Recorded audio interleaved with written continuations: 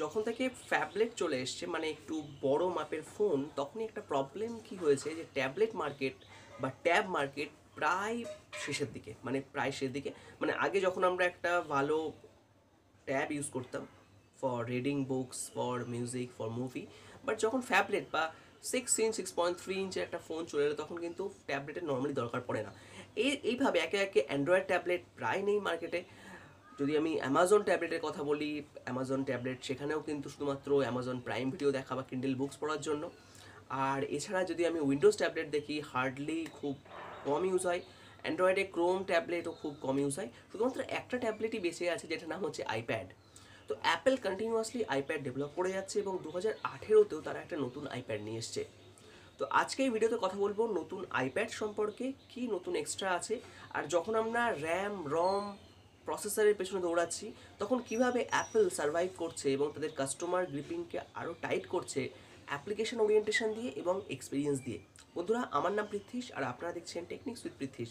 চলুন শুরু করি আইপ্যাড সম্পর্কে একটা ছোট্ট ব্রিফিং এবং ওভারঅল এক্সপিরিয়েন্স বা আমার ওপিনিয়ন দিয়ে। প্রথম কথাটা হচ্ছে আইপ্যাডের আগের মডেল বা আইপ্যাড প্রো থেকে আইপ্যাড 2018-এর ডিফারেন্সটা কী আছে। প্রথম কথা হচ্ছে অ্যাপেল প্রথম একটা কাজ করলো, যেটা কম রেঞ্জে আইপ্যাড নিয়ে আসার চেষ্টা করলো, যাতে $329 থেকে শুরু হবে, ইন্ডিয়ান কারেন্সি কনভার্ট করলে অ্যারাউন্ড 20,000 থেকে প্রাইস শুরু হবে, যেখানে লেটেস্ট A10 প্রসেসর অ্যাপেলের, এবং সেখানে অ্যাপেল পেন্সিল সাপোর্ট করবে। আপনি না জেনে থাকেন অ্যাপেল পেন্সিল কি?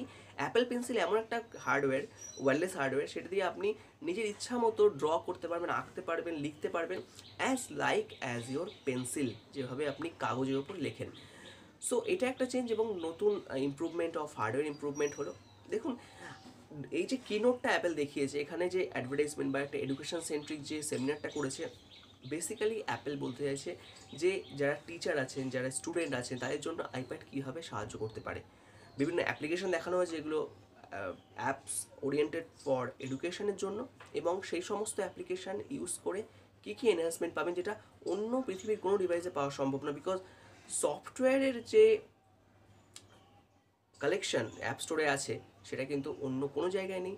এবং বেসিক্যালি আইপ্যাডের জন্যই এই অ্যাপ্লিকেশনগুলো বানানো হয়েছে, কোনো ফোন বা স্মার্টফোন বা ল্যাপটপের জন্য বানানো হয়নি। সুতরাং অ্যাপেল এখানে একটা মনোপলি বা একটা মার্কেটকে ডমিনেট করছে। যদি আপনি এই ধরনের এক্সপিরিয়েন্স নিতে চান, তাহলে আপনার অ্যাপেলের আইপ্যাডই নিতে হবে।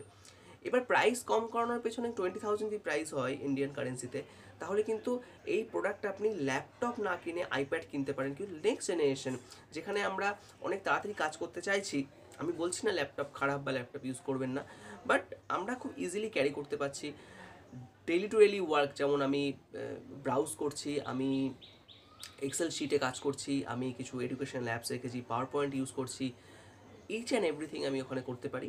এবার ইভেন আমি মুভি বা আমি রেকর্ডও করতে পারি, করে ওখানে এডিটিংও করতে পারি। তো দেখা যায় যে আগের মডেল আইপ্যাড প্রো, যেখানে দাম অনেক বেশি এবং যেখানে ডিসপ্লে কোয়ালিটি একটু বেটার ছিল, সেখান থেকে এটার ডিসপ্লে রিফ্রেশ রেট একটু কম, যেটা অ্যাপেল বলছে।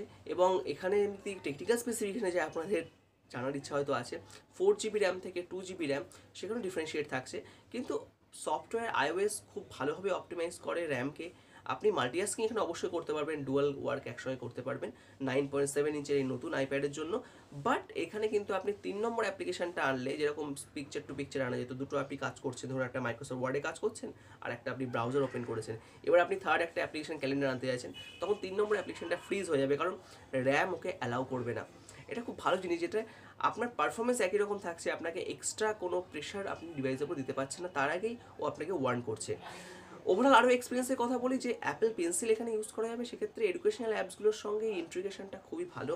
যারা এডুকেশনালি পড়াশোনা করতে চান, বই পড়তে চান, অনেক অ্যাপ্লিকেশন আছে এডুকেশন, প্রচুর অ্যাপ্লিকেশন আছে অ্যাপ স্টোরে আপনি পাবেন, সেগুলো ইউজ করতে চান, এবং ওভারঅল প্রোডাক্টিভ একটা প্রোডাক্ট চান ল্যাপটপ ছাড়াও, যেগুলো ল্যাপটপে অ্যাপ্লিকেশন অনেক কম, যেহেতু কারণ অ্যাপ্লিকেশন আপনি উইন্ডোজ এত বেশি অ্যাপ্লিকেশন পাবেন না যতটা অ্যাপ স্টোরে আছে বা এত বড় ট্যাবে পাবেন। খুব ইজিলি ইউজ করতে পারবেন, ব্যাটারি ব্যাকআপ খুব ভালো।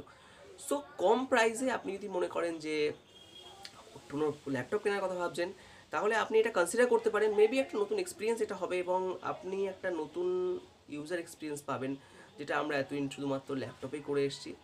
আপনি চাইলে এটা ব্লুটুথ কিবোর্ড লাগাতে পারেন, যদিও অ্যাপেল এখানে স্মার্ট কিবোর্ডের অপশন দেয়নি, যেটা আগের আইপ্যাড প্রোতে ছিল, ডিরেক্টলি স্মার্ট কানেক্টার ছিল, এখানে স্মার্ট কানেক্টার নেই।